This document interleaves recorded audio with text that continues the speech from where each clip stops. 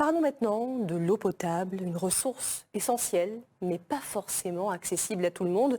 Même encore aujourd'hui, des habitants de Petite-Île en font cruellement les frais. Une dizaine de foyers est concernée, une situation intenable. La mairie et la Civis ont donc prévu des travaux. Démarrage qui a été entamé ce matin devant la caméra de Juliette Davis. Bon, ça c'est la réserve de la semaine. Une réserve que Gérard et sa famille alimentent chaque semaine depuis près de 35 ans, puisque leur eau du robinet n'est tout simplement pas potable. Un calvaire pour cet éleveur des Hauts de Petite-Île qui doit lui-même traiter l'eau de nez à ses poules. On est obligé d'acheter une station qui coûte assez cher.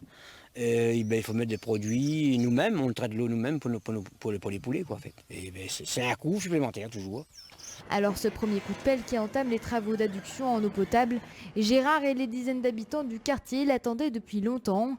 Des travaux programmés par la mairie de Petite-Île et la Civis avec un budget de plus d'1 800 000 €. Ce n'est pas un exploit qu'on réalise aujourd'hui, c'est tout simplement affirmer une volonté politique de pouvoir donner à ces familles de l'eau potable au robinet.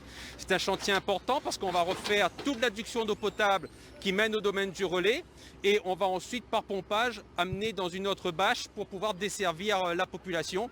On a démarré en haut sur le premier réservoir, donc la pose est dans le sens descendant de la route et on a 2900 mètres comme je disais tout à l'heure à poser, deux doubles canalisations, c'est-à-dire un diamètre 150 en distribution et un diamètre 100 en refoulement.